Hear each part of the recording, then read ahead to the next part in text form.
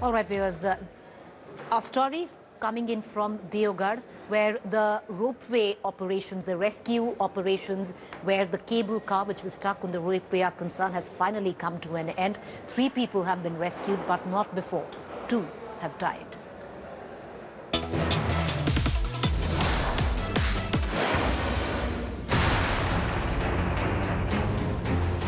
Trapped at a height of nearly 1,500 feet for nearly 40 hours, this woman was minutes away from safety till she slipped and fell into the Rocky Mountains. The woman succumbed. काफ़ी तेजी से operation चल रहा था, अचानक एक दुर्घटना हो गई। ये जो लिफ्ट किया जा रहा है उसी दरमियान जो है बेल्ट एक जो टूरिस्ट था उसका खुल गया और वो सीधे नीचे आ गया। Another man had fallen to his death on Monday, even as rescue teams raced against time. 3 people have died in the ropeway accident in Deoghar, Chhattisgarh. Out of the 48 people who were trapped after 12 cable cars of the Trikut ropeway collided, 45 were finally rescued after almost 2 days. क्या जो हुआ पता नहीं, वो उलट पलट करके हिलने लगे, इधर धक्का लगता है, उधर धक्का लगा सब।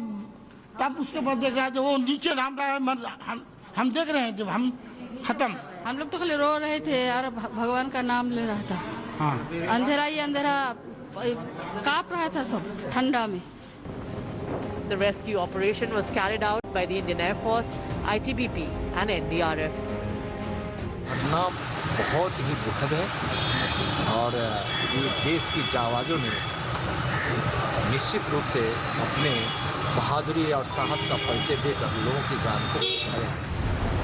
The ropeway was being run by a private company and the operators running the system fled the area shortly after the accident. Prima facie, it seems that a technical snag caused the accident.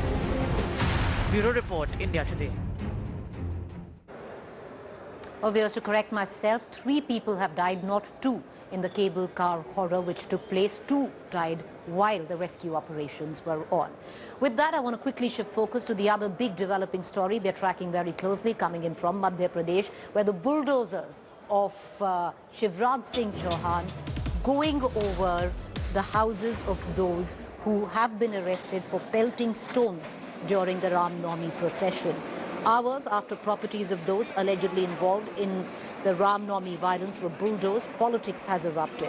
The BJP is gunning for Congress leader Digvijay Singh after he tweeted a picture of a youth hoisting saffron flag on a mosque claiming that it was from Khargon. While the actual incident took place in Bihar, Shivraj Singh Chauhan has now warned legal action against Digvijay Singh. Meanwhile, AIMIM chief Asauddin Owaisi targeted Madhya Pradesh Chief Minister Shivraj Singh Chauhan for bulldozing alleged writers' houses. Owaisi said that under Shivraj, mob justice is taking place. Remember, Owaisi's comment come after the Chief Minister had given instructions to take action against the accused and bulldoze the writers' houses. On Sunday, massive violence erupted in Khargon on the occasion of Ram Navami. Stones were pelted at a procession, prompting the cops to fire tear gas shells to control the situation. Shri Digvijay Singh ने मध्य प्रदेश में धार्मिक उन्माद फैलाने का षड्यंत्र रचा है। प्रदेश को दंगों की आग में झोंकने की साजिश की है और मेरे प्रदेश में दंगा फैलाने की कोई साजिश करेगा तो वो कोई भी हो, मैं बर्दाश्त नहीं करूंगा। All right, viewers, AIMIM's Asauddin Owaisi spoke to our consulting editor Rajdeep Sai. Listen in.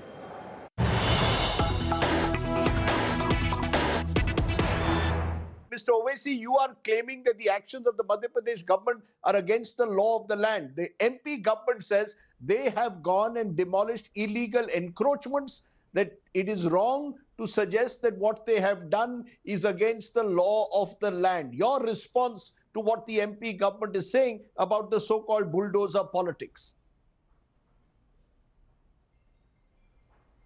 Absolutely rubbish, white lies are being spread by the Madhya Pradesh government. They have demolished these houses because they claim that those houses occupants were indulged in this so-called stone pelting. My point is, didn't you knew firsthand that these, accepting that they were illegal, why did you have to demolish after the violence takes place? It happened because of the state complicit violence. Under what law have you demolished an illegal, if the so-called illegal structure? It goes against the principles of natural justice. Why haven't you issued them a notice? It is a violation of Geneva Convention. Bhumi Vikas law rules of 1984. They claim under those rules of 1984, these were illegal encroachments. Notices had been served earlier, is the claim that they are making. They've gone ahead and demolished it. They accuse you instead now of communalizing it. Rajdeep, I have no issues on facing all these accusations. I'll be facing these accusations in this country so long as I live. My point is that why is it that you come to know about this so-called structure or house being illegal now? Why didn't you know it a week before? Why didn't you demolish it a week before? Did you serve a notice to them? Every law says that you have to serve a notice to them. And where is that notice? Give it to the media. Please give it to the media. What kind of sadistic pleasure the BJP Madhya Pradesh government takes in by demolishing?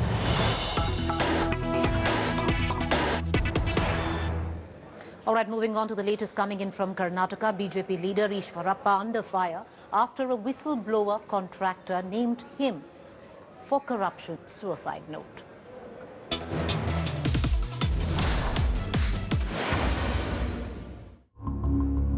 Santosh Patil, a contractor, had alleged just a few days ago that Karnataka Rural Development Minister K.S. Ishwarappa had been harassing him for commissions to clear his bill.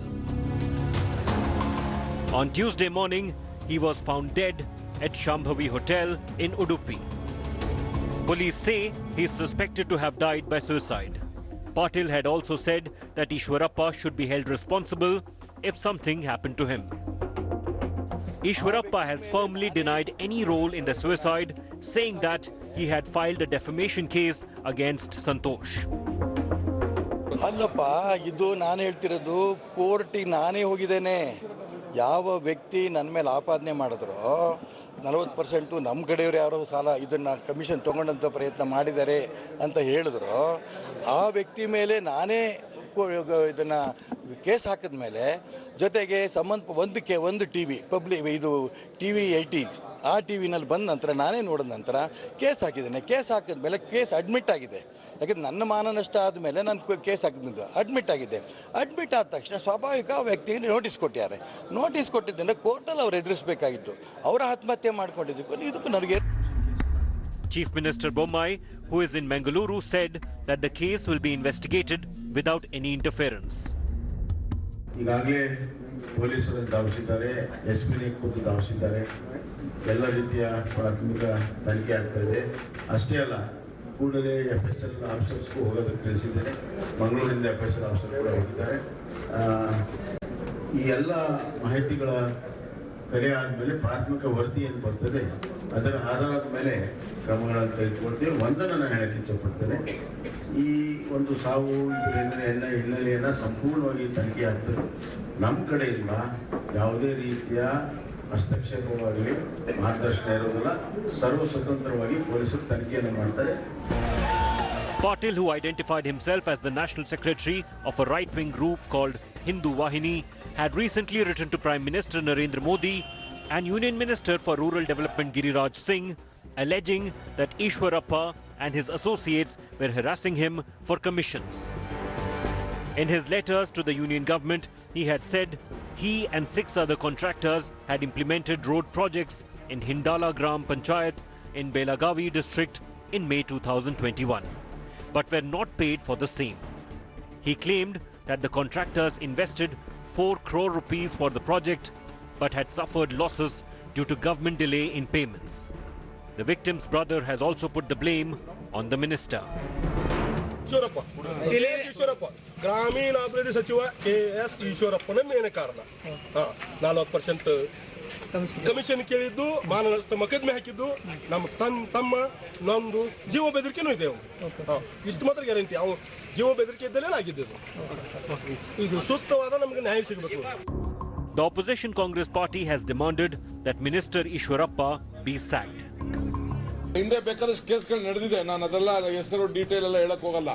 ಬೇಕಾದಷ್ಟು case ಇಂಥ ರಾಜಕೀಯಕ್ಕೆ ಸಂಬಂಧಪಟ್ಟದ್ದು ಹೊರಗಡೆ ಕೇಸಲ್ಲ, ಇಂಥದಕ್ಕೆ ಕೂಡಲೇ FIR ಗಳನ್ನ ಹಾಕಿ ಮಂತ್ರಿಗಳಿಗೂ ರಾಜೀನಾಮೆ ಕೊಟ್ಟಿದ್ದಾರೆ, ಬೇರೆ ಬೇರೆ ರಾಜೀನಾಮೆ ಕೊಟ್ಟಿದ್ದಾರೆ. ಅದೆಲ್ಲ ನಾನು ಡೀಟೇಲ್ ಹೇಳಲಿಕ್ಕೆ ನಾನು ತಯಾರಿಲ್ಲ.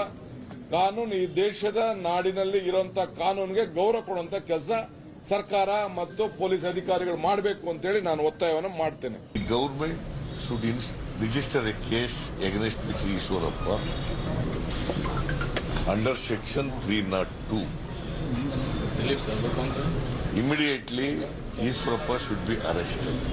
Mr. Basaraj Bommai should not allow him to continue as minister in his cabinet. Protests also took place near Ishwarappa's residence in Shivamoga by the Youth Congress, and police had to beef up security outside the minister's home. With Nolan Pinto, Bureau Report, India Today.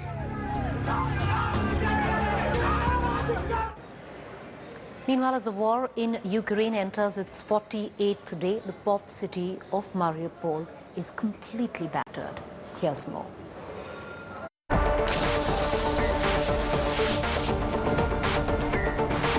Nearly 50 days of the war in Ukraine, and Russia hasn't let up its offensive.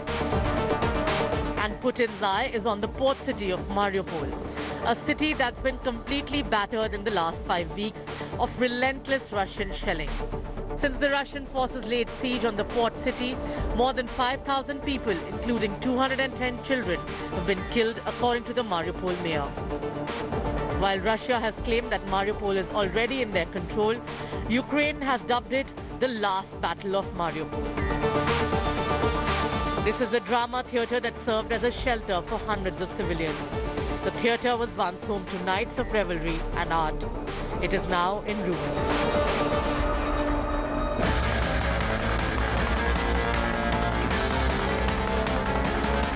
Ukraine fears the worst is yet to come for the people of Mariupol, as Zelensky has warned of chemical weapons being used by Russia soon.